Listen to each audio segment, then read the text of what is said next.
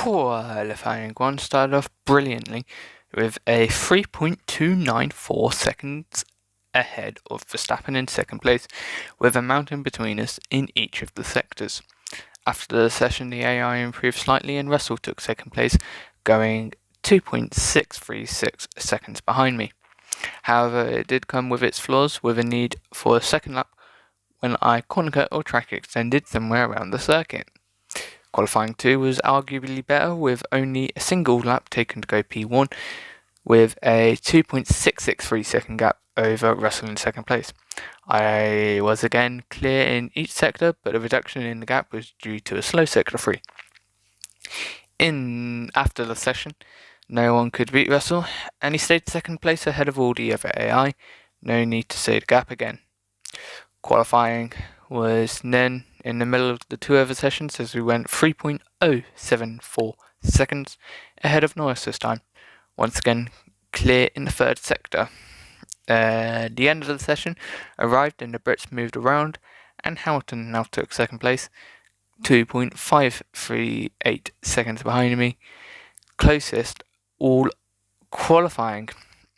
Technically I count myself as a Brit, even though I'm driving a French driver, but because I'm a Brit. No British bias here though.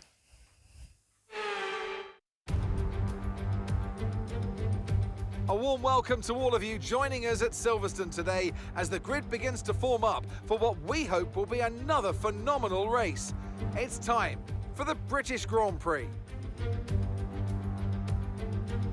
Straddling the border of Northamptonshire and Buckinghamshire, the 18 corners of Silverstone Circuit form the 3.6-mile beating heart of Formula One. It's been reinvented over the years, with Turn 1 now the fast right-hander of Abbey, but the magic of racing is as strong here as it's ever been. It's time to take a look at our starting grid for today's race. A fantastic effort from Esteban Ocon yesterday, and it's put him on pole. And it's Lewis Hamilton alongside. Looking down the rest of the grid, we have Verstappen, Russell, Lando Norris, and Sainz, Leclerc, Fernando Alonso, Perez, and Sebastian Vettel, Magnussen, Bottas, Lance Stroll, and Mick Schumacher, Joe, Gasly, Daniel Ricciardo, and Alex Albon, Tsunoda, and Nicholas Latifi. Which of these talented drivers will come out on top today?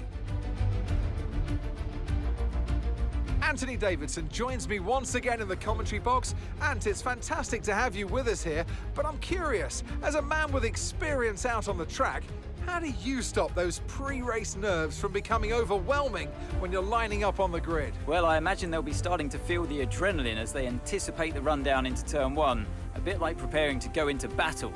The unknown situation will bring nerves, but that's a good thing. It will keep them focused on the moment and on their surroundings as we build towards the start of the Grand Prix.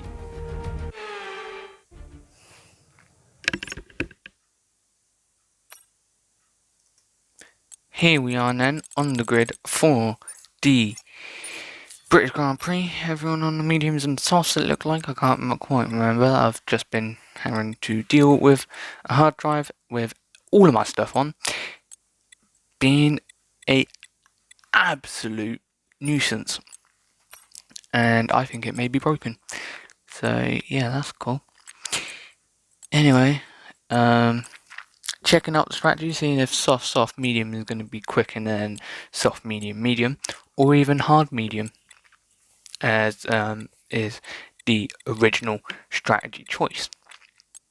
At the moment, it's looking like it's not any quicker at all, due to the soft tyres. Durability, yeah. See if we can optimize the medium with two softs, two mediums with a soft.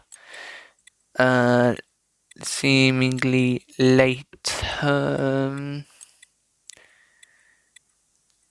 This is actually one where medium hard is actually much better.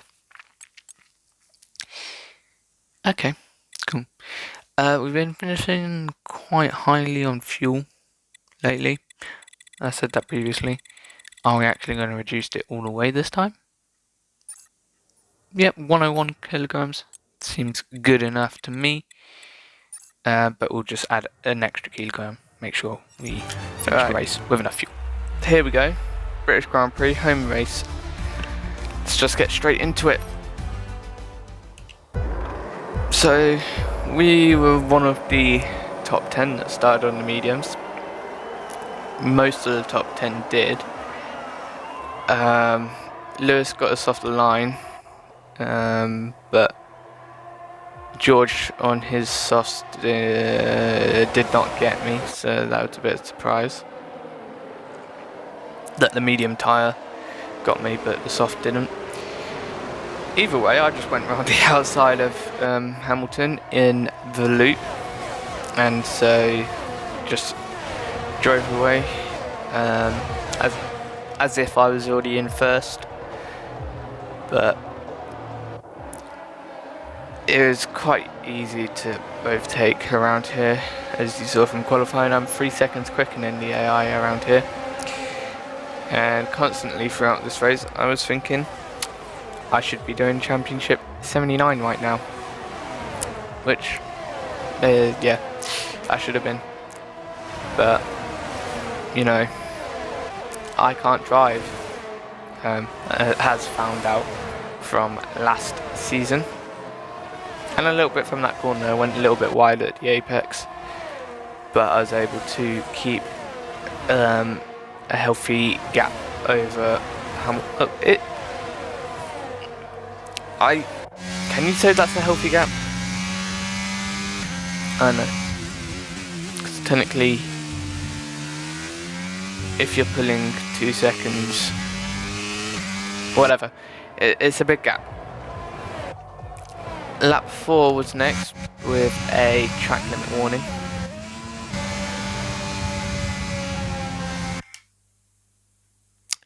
I'm going to say it was that, but I'm going to keep watching because of Mexico last season, when I went wide twice in a single lap.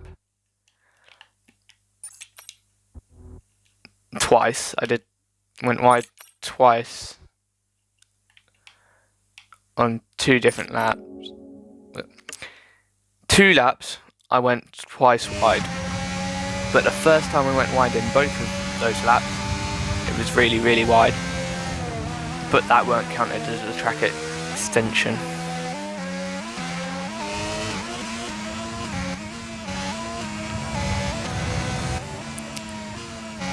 I wonder if anyone's actually gotten a warning from this little bit.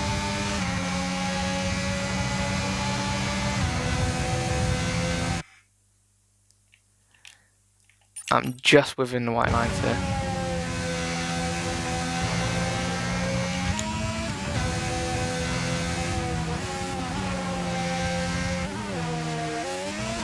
Well, that was the warning, because next up, kind of spoiled already.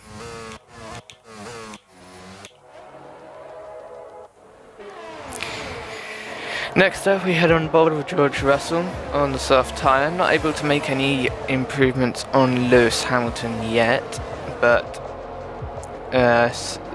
soon he'll need to do so, because otherwise his soft tyres will go off and be in the bin.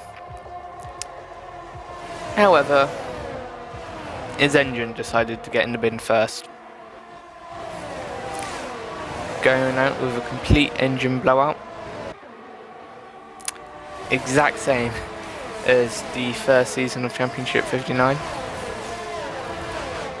Get to last, please. You already ghosted, right? Yeah. Cool. Anywho, that was pretty much it for the first stint for me. Except, well, I started lapping people around lap 16, 17.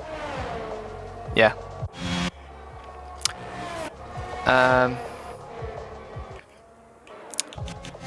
Got another warning on lap 21. No. Yeah, this was a bit... I kept hooking myself on the curb, But if you look, curb, the car will move out the way. The curb is slightly higher. You can't really see it, but you can definitely feel it.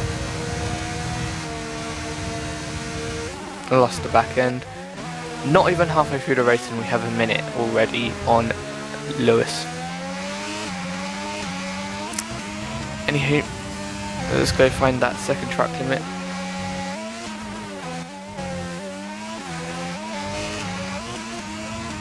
Total of 5 track limits, mornings I think this race.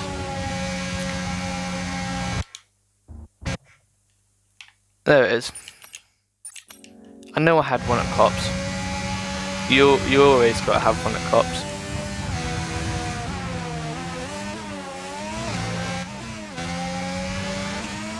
Just want to make sure that was what it is. Why when I speed up, the diffuser changes reflects differently?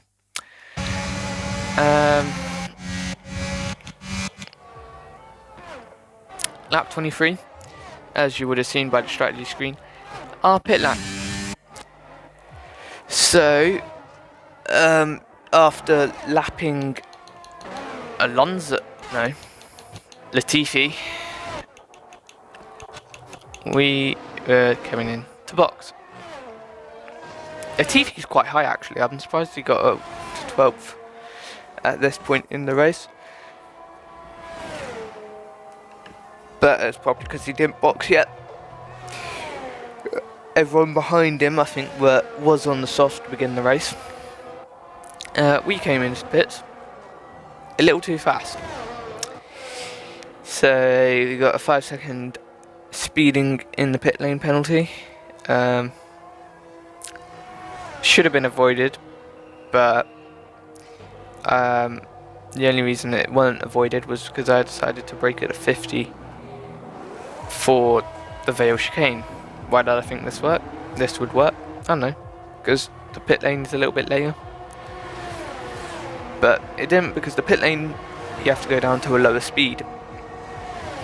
So not as didn't work like Canada for me yesterday.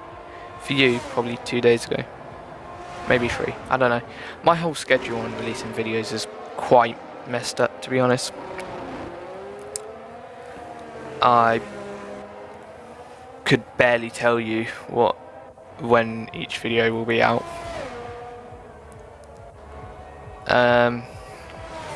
But out we come from our only stop on the hards. Now lap 25. I'm just going to show you this. How I did not get damage from that it is unbelievable. Just watch it. So he goes wide, but I weren't expecting it. As you can see, I quite clearly missed my apex. And how the hell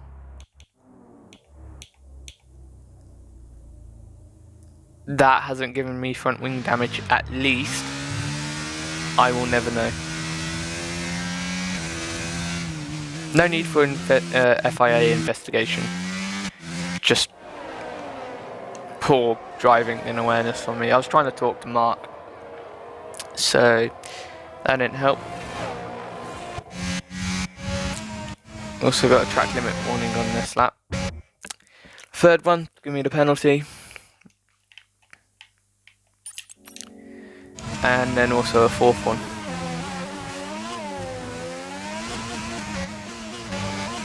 Where? I am not quite sure.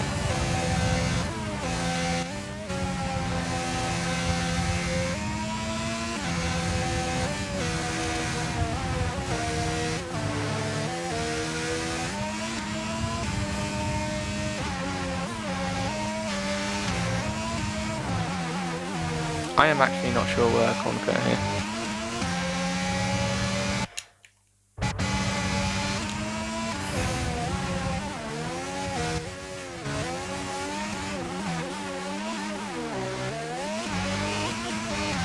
This one was definitely the third to get the penalty.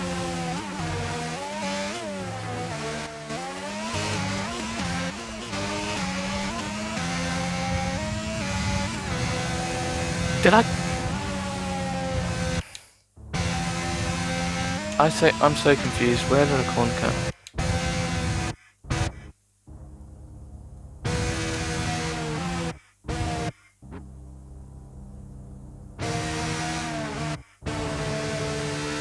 I've only corner cut once on this lap, but it's given me 2 warnings.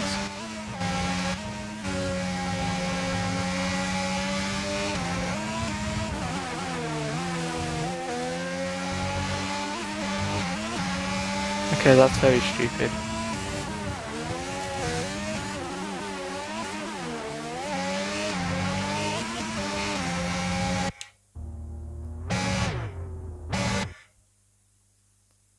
Unless it was a warning for collision. Let me just check. Yep, never mind. Okay.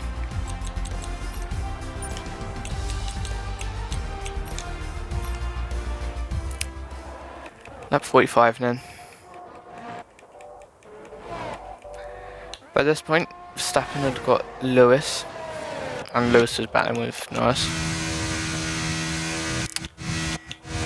Whilst I was getting my 4th warning of the race by trying to improve my lap time.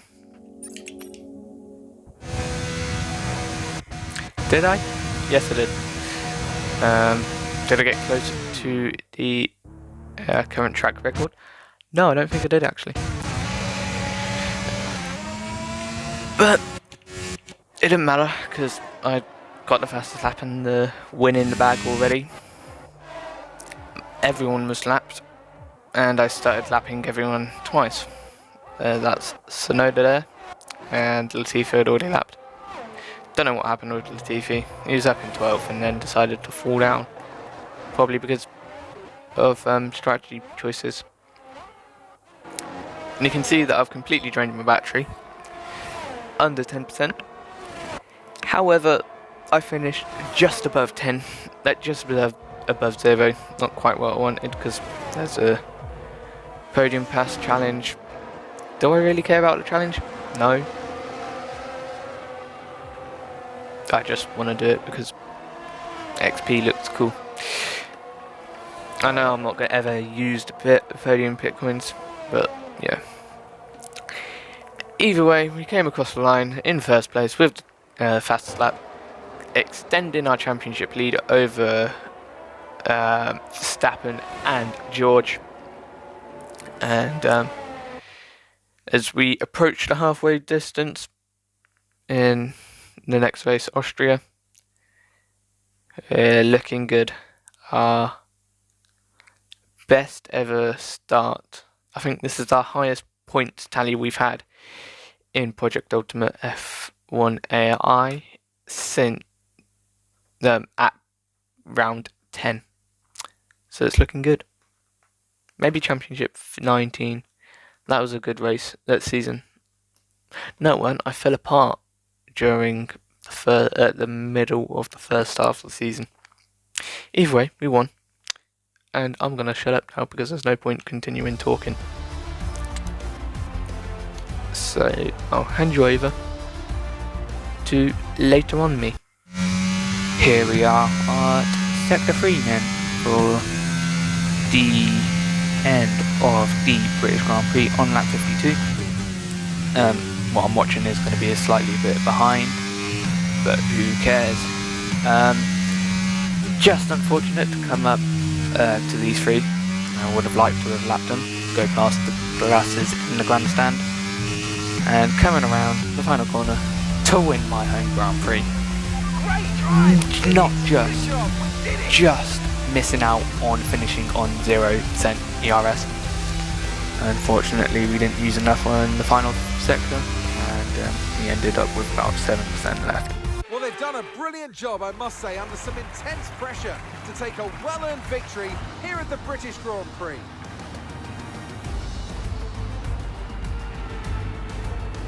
Talk to me, Ants. What was it that set them apart from the competition today? I really feel the track layout combined with the track temperatures we saw today suited their car. These cars come alive when the tyres are just at the right temperature, and the driver did a great job managing that as well. They just look so comfortable out there. It's like anything, it always looks so easy when it all just clicks. Here come today's winning drivers, and what a race this was. This is a team that knows success very well in F1, and they're just itching for even more. Congratulations to the Alpine team for their excellent win today. So here we are in this little sub-world where nothing actually makes sense. We have just won the British Grand Prix in 2020 for Formula 6 or Championship 59 after our second season, of said championship. Once again, the tyre temperatures are not within my memory and I cannot comment on them. The race was done on the 5th of February and a script being written on the 19th of February, 14 days later. The voicing over is done on the 21st of February, Pancake Day, which is 2 days later if you can do maths. The grid slot, of which I have a screenshot, was a very good grid slot, just slightly further back from the centre of the yellow line. The start, however, was poor. Hamilton had me into turn 1, but with superior pace, I just re-overtook him round the outside of the loop heading onto the Wellington Straight. Even with this, I had a DRS gap already to Hamilton by Sector 3 and the Hangar Straight. And at the end of the lap, as well, we had already an undercut gap. I like to think that is 2 seconds. Next up was lap 4 with a track extension at turn 1. I just made a mistake with the turn in and we ran slightly wide. Not really cutting turn 2, but whether we gained time, debatable. Now, as the track extension was quite big, I tried finding if it could have been somewhere else. It was turn 1. How would I know without checking the whole lap? Russell retired on lap 4, the same lap, and in the race director the track extension came before the retirement. Next up was lap 21 with a small wobble at the rear end, and at turn 2 with a hook on the apex curb. It dips in a little bit, and if your wheel is parallel with it, then you can ride it like a Scalextric toy. Then on lap 22 we had another track extension warning, this time and my most memorable to me, track extending corner of the circuit, cops. I just ran slightly wide, probably caused by the turning in too late or not enough, or a little too much speed. When I get time to actually finish it, I'll use telemetry data to find out stuff like this in more depth and etc. Lap 23 we had our planned pit stop. Quickly. That was quite a shameful plug, wasn't it, for a telemetry app?